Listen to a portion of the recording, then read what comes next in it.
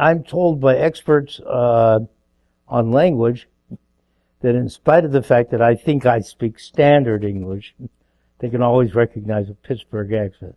I don't know what the particulars are or how they do that, but they say, you're from Pittsburgh because you did that, certain music to the voice, certain lifting of the final end of a sentence, pronunciation of certain words, and so on.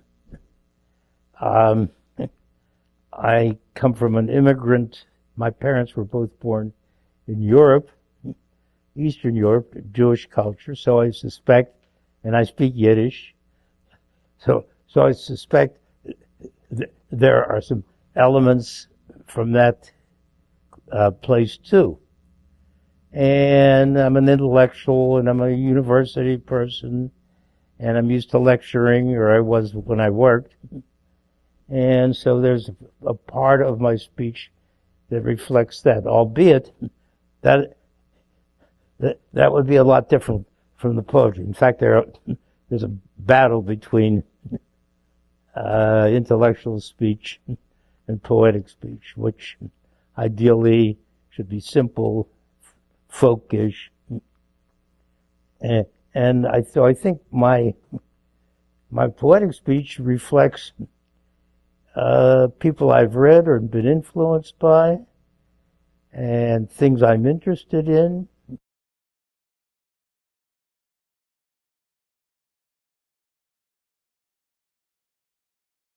Well, I deeply relate to where I live and what happens to me.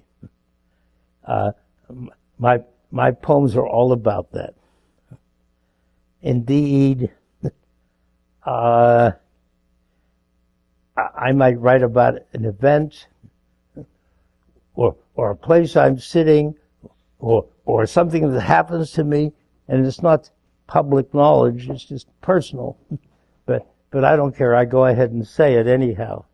It becomes maybe ambiguous or obscure to the reader, but there's a level where a little obscurity is good in poetry, where too much clarity, I'm not sure of this, but I'm playing with the idea, where too much clarity works against itself and bores the listener.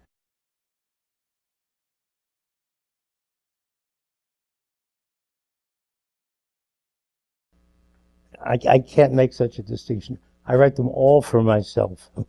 And the act of publishing is just an extension of that.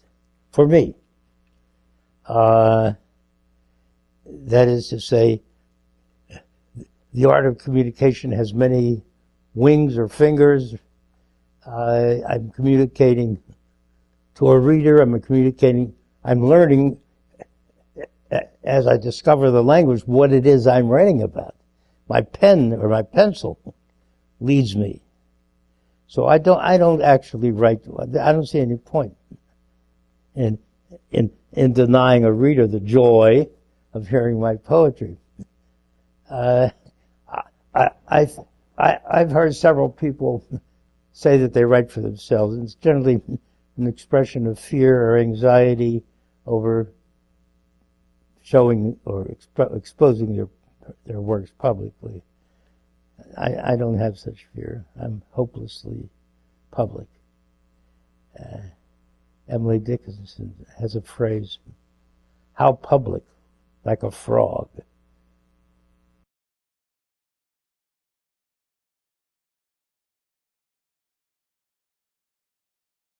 I would say you either do it or you don't do it. And if the answer is yes, I'm going to do it, then take extreme measures. Whatever that means in your life. If you have to go someplace and hole up in a room or eat boiled beans with ketchup, you do that. I mean, I had a hard row to hoe. Like I said, my parents were immigrants and they wanted me to be a success, to be a judge or a lawyer, a doctor, God knows what. And when I graduated college, and I went to Pitt as an undergraduate, my father said to me, So what are you going to do now? You have all these scholarship offers and such. I said, I'm going to rent a room and read. He said, but you've already graduated from college. I said, yeah, but we didn't really read there. I want to write and so on. But I also technically would advise young poets to read, because when I get together with my friends, the question never is, what poem did you write last week? It's what are you reading? And I would describe a poet as somebody who reads and occasionally writes. And that's the most critical thing.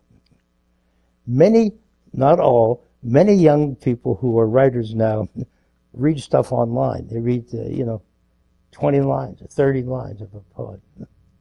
And you have to take a poet with you, hug him, her, go to the woods or wherever you go, and spend a week with the person, or a month, or a year, or a lifetime.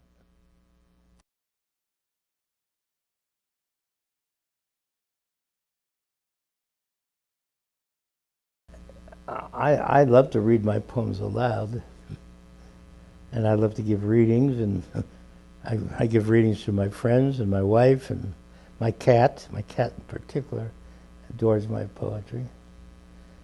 So I don't make a distinction like that.